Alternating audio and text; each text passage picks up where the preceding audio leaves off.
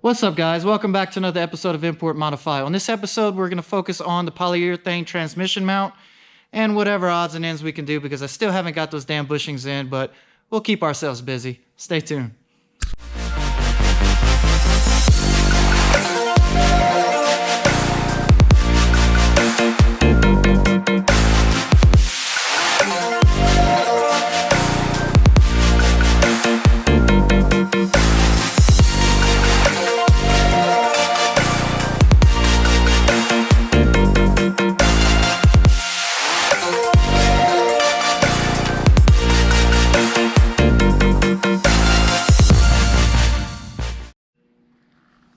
Alright guys, so this is the polyurethane transmission mount, and basically it is a block of polyurethane, and it has these special fasteners here that have little tabs on it that dig into the polyurethane itself to hold it in place so you can fasten it down.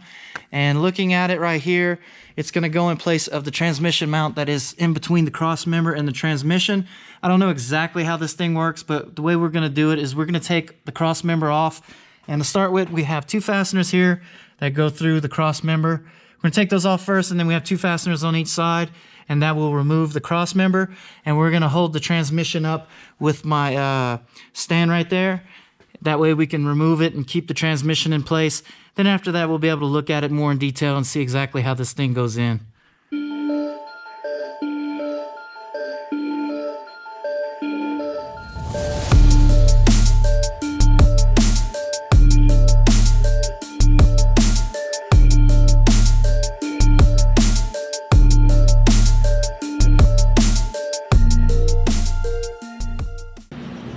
So after removing this cross member mount right here that goes to the body, looking up underneath here, there's three fasteners now. Now this makes a lot more sense to me. We're gonna go ahead and remove those fasteners, take this transmission mount out, and then we're gonna replace that mount with the polyurethane one and reverse the order and install it back.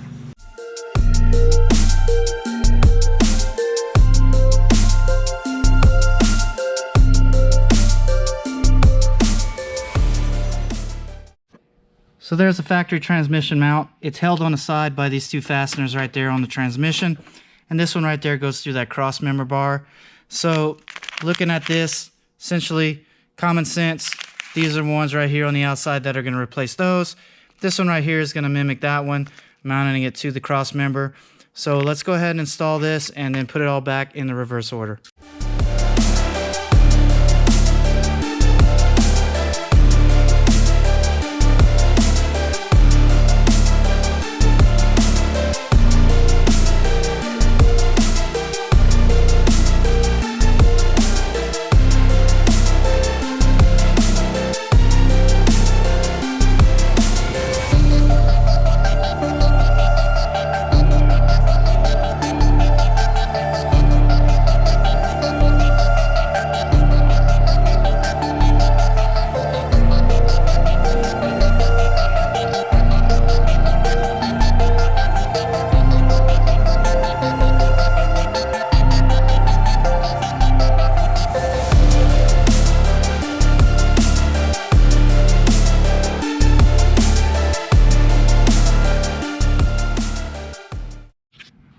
Alright guys, so I got the polyurethane bushing mounted up, and you have these two fasteners, like I stated before, that mount the bushing to the transmission, and then you have one that faces the bottom, and that bolts to the counterweight bar that goes across.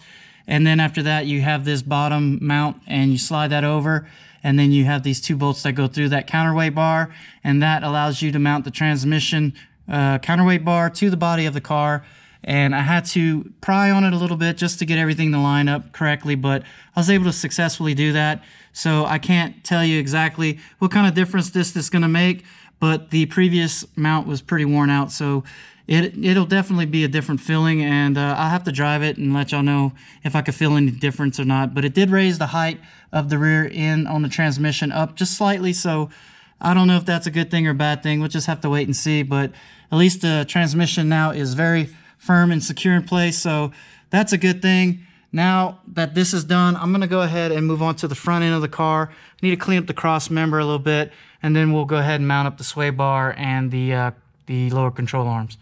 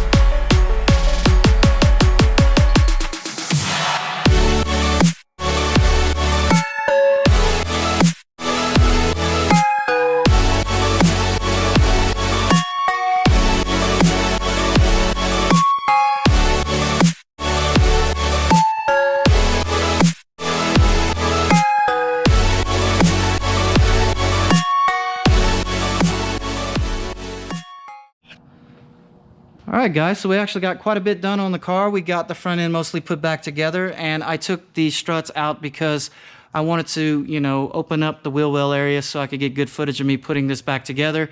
But if you notice right here, that is the bump steer spacer, and this spacer actually spaces the knuckle out more because this is where the factory mount would be for the knuckle, and there's the new mounting holes right there for the knuckle. So that's 11mm spacing, so it's actually going to widen the front of the car from wheel to wheel 11mm on each side. It's going to make a total of 22mm wider from tire to tire. It's going to give me a wider track. Now, if you had stock suspension on this with this, it would actually give you negative camber, but I'll be able to offset it with the camber caster plates on the coilovers and give me the correct suspension geometry and everything that I need in order to make that all work.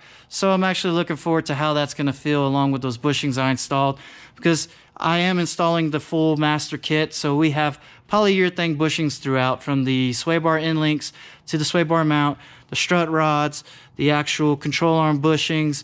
Everything is going to be replaced with polyurethane, so it's definitely going to be a nice, firmer, stiffer feel going around corners. It's going to be pretty much night and day, I hope, and I'm looking very much forward to feeling that and giving it the driving experience a Z car should have.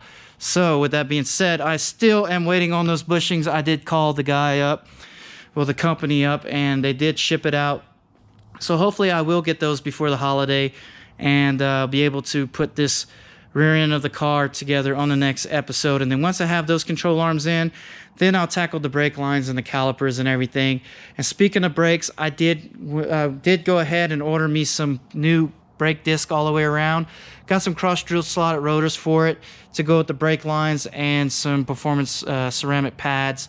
So not only is the suspension going to be nice and new and refurbished, along with the brakes should be a nice new feel with new pads, rotors, and lines. So basically, I've gone through this whole damn car. I've gone through suspension bushings, suspension, the engine, the turbo, pretty much everything, you know. So this thing, it's going to be night and day driving it, and I'm stoked about that. So it was a little project if you guys have been following it from the start. It started off as a simple little turbo swap, and it's turned into this. So, you know, it's, you know, one thing that just snowball effect. That's project life, snowball. Not only does the part snowball, but the money snowballs with it. So that's just how it goes, man. But anyway, I'm pretty happy with the progress we made, regardless of the limited amount of what we could be doing to the car. At least we've taken care of pretty much everything up to the point we need to take care of until we get those bushings in, and then we'll tackle the rest, and then finally be able to get to putting those coilovers in. So with that being said, guys, I hope y'all enjoyed this very short episode, but I'm going to go ahead and wrap it up. And if you're here for the first time and like what you see, go ahead, hit the subscribe button and subscribe. Nothing but cool content coming your way.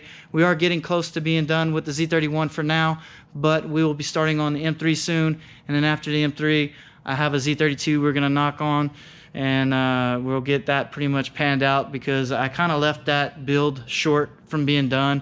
A lot of you guys know what I'm talking about. Y'all subscribe to see that build. And then I bought 2 project cars in between, and then this little small project turned into a big project. So I will be getting back to that Z32, and I promise you guys it will be done. I've been buying parts in between doing all this, so we still have, you know, parts and everything just on standby waiting to get back to that. So just be patient, we'll get back to it. And as you can see, I got cars here, and I actually got cars in my house, so I got plenty of content coming your way. So go ahead and subscribe if you haven't subscribed already, guys. One of the best little channels on YouTube, I guarantee it. All right, I'm out. Like, comment, subscribe, and share. See you guys on the next episode.